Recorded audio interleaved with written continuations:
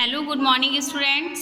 अब आज से आपकी कंप्यूटर क्लास स्टार्ट हो रही है। ठीक है, मैंने यूनिट 4 तक आपको पढ़ा दिया है। अब यूनिट 5 है आपका ग्रीन स्किल्स। ठीक है, ग्रीन स्किल्स नाम से ही पता चल रहा है क्या है, एनवायरनमेंट के बारे में ये चैप्टर है। ठीक है, तो आपने साइंस में भी पढ़ा होगा ये चैप्टर, और इसमें भी आपको थोड़ा बहुत मैं बता दूंगी। ठीक है, अवर प्लैनेट, आप हमारा प्लैनेट जानते हैं क्या? अर्थ है। Earth is much like a home. Earth क्या है? हमारे घर जैसा है, लेकिन हम उसकी देखभाल क्या करते हैं? घर जैसी नहीं करते हैं। अवर प्लैनेट इज़ चेंजिंग। हमारा प्लैनेट क्या है? समय समय पे चेंज होता रहता है, और कई सारी चीज़ें हैं जो हमारे इन्वायरमेंट में इफ़ेक्ट लाती हैं। ठीक है, बैडली इफ़ेक्ट लाती हैं। मगर अच्छी बात ये है कि कई लोग जो हैं, यानी हम लोग हैं, हमारे इन्वायरमेंट को रिड्यूस करने, उससे बचाने के लिए कई सारे कोशिशें भी करते हैं। ठीक है, तो हमारा इन्वायरमेंट क्या है? इन्वायरमेंट जानते हैं, फ्रेंच वर्ड है, इन्वायर्ड से मिलकर बना है। ठीक है, जिसका मतलब होता है सराउंडिंग, यानी चारों ओर।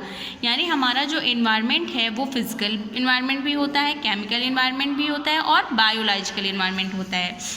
लेकिन हमारे आसपास की जो जगह है वहाँ पे हमें 2 कंपोनेंट्स देखने को मिलते हैं। एक होता है एबायोटिक, ठीक है, जो कि फिजिकल और नॉन लिविंग होता है, और दूसरा होता है बायोटिक, जो कि लिविंग एनवायरनमेंट होता है। एबायोटिक में क्या चीज़ें आती हैं? लाइट, एयर, ठीक है, atmosphere, water, hydrosphere, soil, lithosphere, etc। और बायोटिक में हमारी क्या चीज़ें इंक्लूड होती हैं? ह्यूमन बींग, यानी हम लोग, प्लांट्स हो गए, एनिमल हो गए, और सारे माइक्रोब्स, यानी कीड़े मकोड़े वगैरह। तो हमारे इन्वायरमेंट का उसका मतलब क्या है? यानी हमारे चारों, हमारे आसपास का ऐसा एरिया जहाँ पे हम लोग रहते हैं, सरवाइव करते हैं। ठीक है, तो वहाँ पे जहाँ पे हम सरवाइव करेंगे तो वहाँ पे 3 तरीके के इन्वायरमेंट होते हैं। एक फिजिकल, ठीक है, और एक केमिकल, और एक बायोलॉजिकल। ठीक, फिर है relationship between society and environment. तो रिलेशनशिप कैसा है सोसाइटी और एनवायरनमेंट के बीच में? देखिए, जो हमारा एनवायरनमेंट होता है वो हमारी सोसाइटी से ही तो रिलेटेड होता है, यानी जहाँ पे हम रहते हैं वहीं पे वही सारी चीज़ें हमें इफ़ेक्ट करती हैं। अगर हम किसी अच्छी सोसाइटी में रहते हैं तो हमारे क्या, हमारे जो विचार होते हैं या हम जैसी भी सोच रखते हैं वहाँ का एनवायरनमेंट कैसा होगा? अच्छा होता है। और अगर हम किसी लो जगह पर रहते हैं तो उसी हिसाब से हम अपने एनवायरनमेंट को बदल लेते हैं, है ना। वैसे ही हमारी लैंग्वेज हो जाती है, वैसा ही हम महसूस करते हैं, और वैसे ही टॉकिंग करते हैं। तो जो इन्वायरमेंट होता है वो हमारी सोसाइटी के हिसाब से बहुत ही ज़्यादा इफेक्ट करता है। Human are a part of environment. Human जो होता है वो इन्वायरमेंट का एक महत्वपूर्ण पार्ट होता है। ठीक है, ह्यूमन सोसाइटी का भी महत्वपूर्ण पार्ट होता है, क्योंकि सोसाइटी कैसे बनती है? जब बहुत सारे लोग एक साथ रहते हैं तभी वो सोसाइटी बनती है। ठीक है, society is term becomes a part of environment. इसीलिए सोसाइटी को क्या कहा गया है? एनवायरनमेंट का एक ऐसा पार्ट कहा गया है जहाँ पे सही सारी चीज़ें एक साथ हमें देखने को मिलती हैं और हम उसी हिसाब से ढलते हैं। जैसे हमारा फिजिकल एनवायरनमेंट, तो फिजिकल एनवायरनमेंट क्या होगा? इसमें एक ऐसी कंडीशन प्रोवाइड होती है मैन के लिए, जैसे कि हमारी अर्थ सरफेस है, ठीक है, हमारे रिसोर्सेज है, वाटर हो गया, मिनरल्स हो गया, प्लांट्स हो गए, ये सारी चीज़ें हमारी फिजिकल इन्वायरमेंट में आ जाती है। यानी जो हमारे माउंटेन वगैरह हैं वो सारी चीज़ें एक फिजिकल इन्वायरमेंट है। सोशल इन्वायरमेंट क्या हो गया? सोशल इन्वायरमेंट जो होता है वो हमारा इकोनॉमिकल और साइको सोशल इन्वायरमेंट्स होता है। इकोनॉमिकल में क्या होगा? इकोनॉमिकल्स में जैसे रोड्स हैं, लैंड्स हैं, यानी हमारी रोड हैं, ज़मीनें हैं, गार्डन हैं, डोमेस्टिक एनिमल्स हो गई, मशीन हो गई, ठीक है, और भी कई सारे मैन्युफैक्चर आर्टिकल्स, वो सारे इकोनॉमिकल में आ जाएंगे। कल्चर एनवायरनमेंट, कल्चर एनवायरनमेंट में हमारे कस्टम्स, ट्रेडिशंस, लॉज, यानी जो सारी चीज़ें हमें इंस्ट्रक्शंस देने के लिए फॉलो करनी पड़ती हैं, ठीक है, वो सारी थॉट्स वगैरह आ जाएंगे। और साइको सोशल एनवायरनमेंट, इसमें क्या आ जाएंगे? क्लाइमेट बेस्ड चीज़ें आ जाएंगी, ठीक है, यानी हमारे जो एनवायरनमेंट को हार्म करेंगी या फिर उसमें प्रॉफिट कराएंगी वो सारी चीज़ें, यानी क्लाइमेट से रिलेटेड, जैसे हमारा मौसम हो गया, ठीक है, वो सारी चीज़ें हमारे साइको सोशल एनवायरनमेंट में आती हैं। इकोसिस्टम, नेक्स्ट है इकोसिस्टम। तो इकोसिस्टम क्या है? इकोसिस्टम जो होता है वो हमारा एक ऐसा पार्ट है, यानी लिविंग थिंग्स पार्ट है, जिसमें हमारे लिविंग थिंग्स और नॉन लिविंग थिंग्स चीज़ें दोनों आपस में, कंपोनेंट्स दोनों के आपस में इंटरेक्ट होते हैं, ठीक है, दोनों के सिस्टम के, यानी कि इसमें लिविंग थिंग्स चीज़ें भी आ जाएंगी और नॉन लिविंग, दोनों चीज़ें एक साथ मिलकर के रहती हैं, वो हमारा इकोसिस्टम बनता है। यानी उसमें जैसे हमारे एनिमल्स भी आ जाएंगे, माइक्रोब्स भी आ जाएंगे, प्लांट्स भी आ जाएंगे, तो सारी चीज़ें एक साथ आ जाएंगी। ये 2 ग्रुप्स में होते हैं, एक्वाटिक इकोसिस्टम और टेरेस्ट्रियल इकोसिस्टम। तो सबसे पहले देखते हैं टाइप ऑफ इकोसिस्टम। तो इकोसिस्टम के 2 काइंड्स होते हैं, एक होता है नेचुरल और एक होता है आर्टिफिशियल।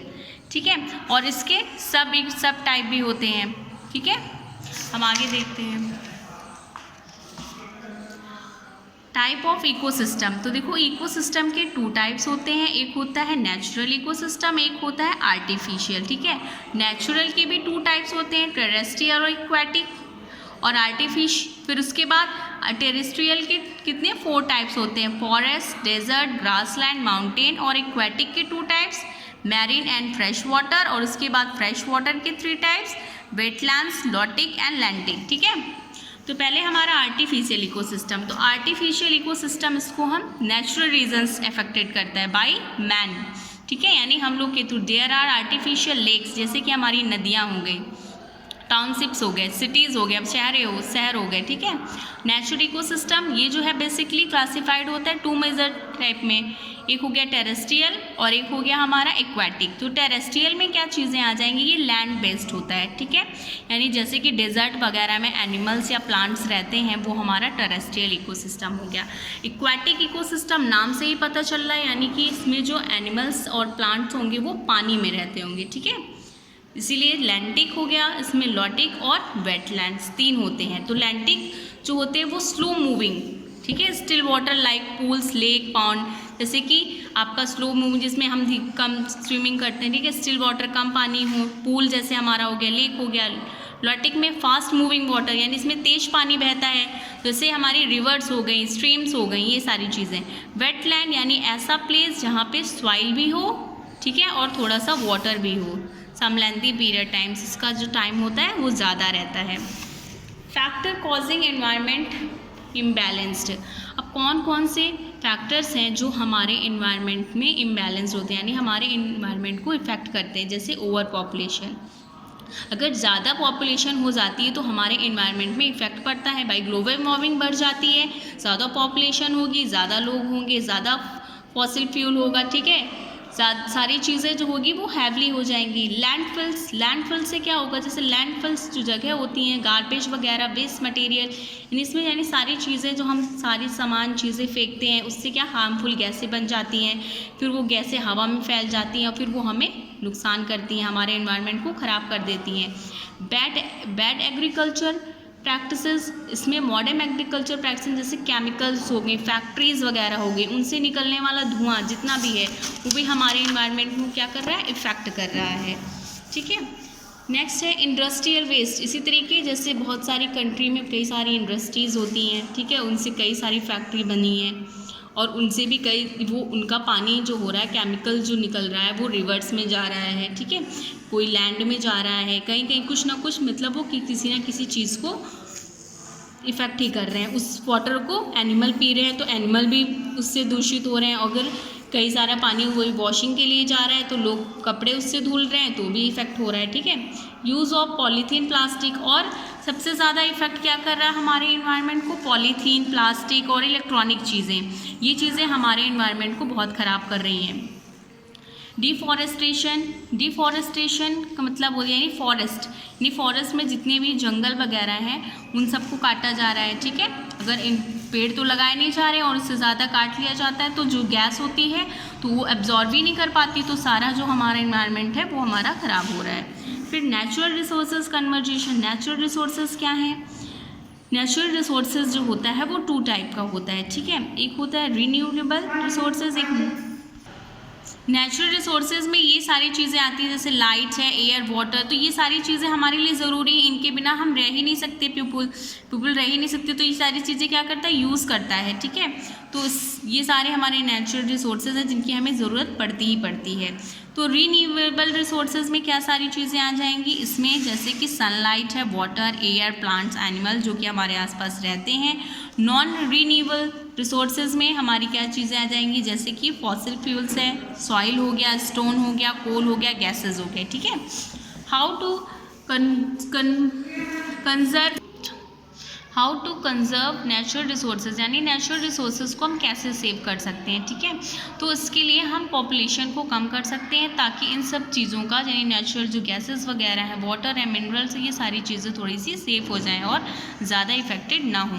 कंजर्वेशन ऑफ वाटर को हम कैसे सेव कर सकते हैं, बाय इंक्रीजिंग अब इंडस्ट्री मिनेटेरियल चेक्स डैम्स ग्रास, यानी कई सारे जैसे हमारा जो पानी आता है बारिश का उसको हम सेव कर लें और सारी चीज़ों के लिए खेती करने के लिए हम उन्हीं पानी का यूज़ करें, ठीक है। Conservation of wild life and aquatic life, wild life में क्या यानी हम जानवरों को बचाएं, उन्हें मरने नहीं दें, ठीक है, और कई सारे प्लांट्स लगाएं जिससे कि हमारी जो एनवायरनमेंट है वो अच्छा रहे और कई सारी गैसेस को प्लांट्स एब्जॉर्ब कर लेता है जिससे कि हमारे पास वो चीज़ें नहीं आती हैं, ठीक है। Conservation of forest same as, हम फॉरेस्ट में भी यही कर सकते हैं, पेड़ों को कटने से रोक सकते हैं, ठीक है, और अधिक से अधिक पेड़ लगा सकते हैं। Conservation of fossil fuels and natural gases, और नेचुरल गैसेस को हम कैसे रोक सकते हैं, यानी जो कंपनीज़ हों उनको जो केमिकल निकलता है उनको हम रिवर में ना जाने दें, उनके लिए एक अलग से जगह बनाएं, ठीक है, जहाँ पे वो पानी अलग से सेव हो, जिससे वो पानी किसी को हार्म ना करे, एनिमल्स को भी ना हार्म करे और जो भी वहाँ के आसपास के गांव बस्ती के लोग हों जो उसे पीते हों